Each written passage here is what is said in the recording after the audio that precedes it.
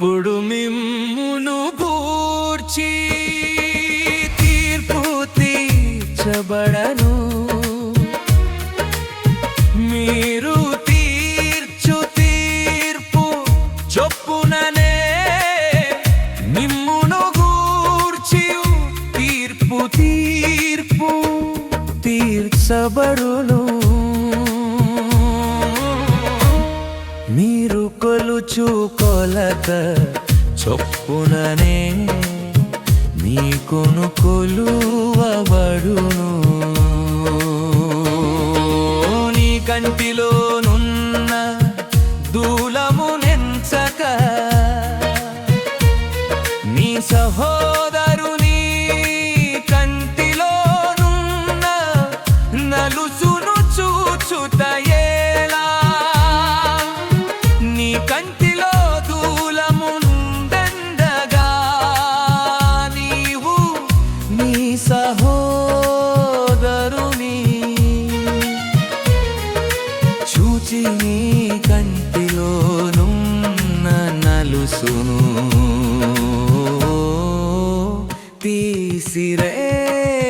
తీసిరేయనిమ్మని చెప్పరే.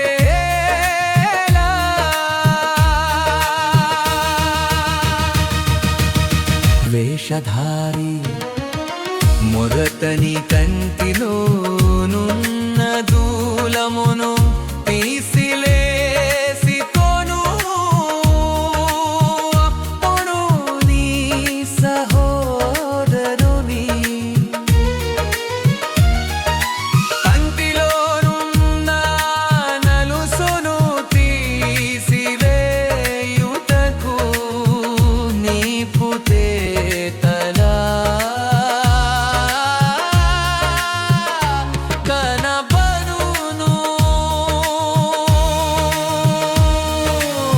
పరిశుద్ధమైనది ఒక్కలకు పెట్టకువి.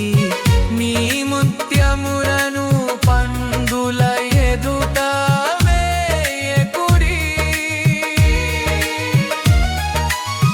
వేసిన ఎడల త్రవేల వాటిని కాళ్ళతో త్రొక్కి మీద పడి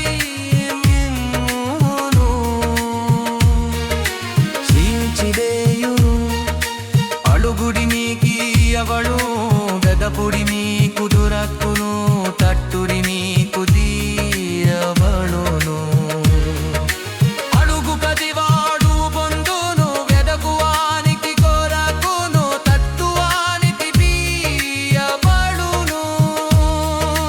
మీలో ఏ మనుష్యుడైనాను కనకుమారుడు కన్ను రొట్టెను అడిగిన ఎడల వానికి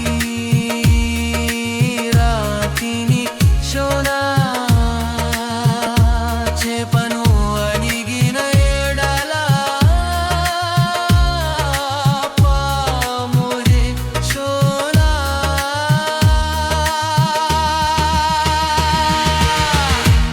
చెత్తవారై దుందియుమి దిల్లలకు మంచి బులామియనే విగియుంగగా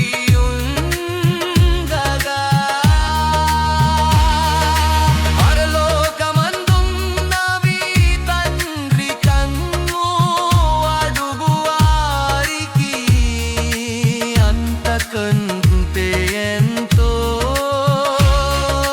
నిశ్చయముగా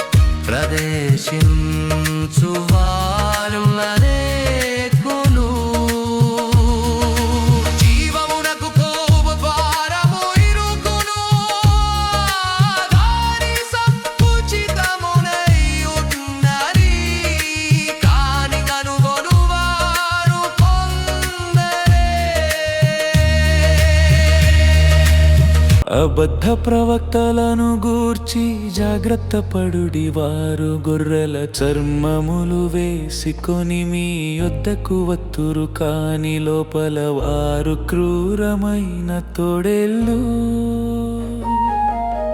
వారి ఫలముల వలన మీరు వారిని తెలిసి కొందురు. ముండ్ల పొదలలో ద్రాక్ష పండ్లనైనను, పల్లేరు చెట్లను అంజూరపు పండ్లనైనను కోయుదురా. అలాగుననే ప్రతి మంచి చెట్టు మంచి ఫలములు ఫలించును, పనికి మాలిన చెట్టు కాని ఫలములు ఫలించును. మంచి చెట్టు కాని ఫలములు ఫలింపనేరదు, పనికి మాలిన చెట్టు మంచి ఫలములు ఫలింపనేరదు. మంచి ఫలములు ఫలింపని ప్రతి చెట్టు నరకబడి అగ్నిలో వేయబడును.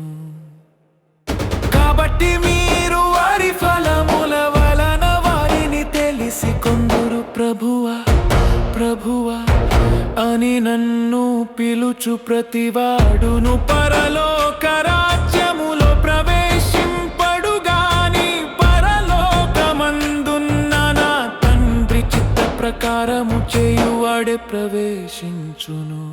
ఆ దినమందు అనేకులు నన్ను చూచి ప్రభువా ప్రభువా, మేము నీ నామమున ప్రవచింపలేదా, నీ నామమున దయ్యములను వెళ్ళగొట్టలేదా, నీ నామమున అనేకమైన అద్భుతములు చేయలేదా అని చెప్పుదురు. అప్పుడు నేను మిమ్మును ఎన్నడూ ఎరుగను, అక్రమము చేయువారలారా నా యొద్ద నుండి పొండని వారితో చెప్పుదును. కాబట్టి ఈ నా మాటలు విని వాటి చొప్పున చేయు ప్రతివాడును బండ మీద తన ఇల్లు కట్టుకొనినా బుద్ధిహీనుని పోలియుండును. వాన కురిసెను, వరదలు వచ్చెను, గాలి విసిరి ఆ ఇంటి మీద కొట్టెను, పూడది కూలబడెను, దాని పాటు గొప్పదని చెప్పెను.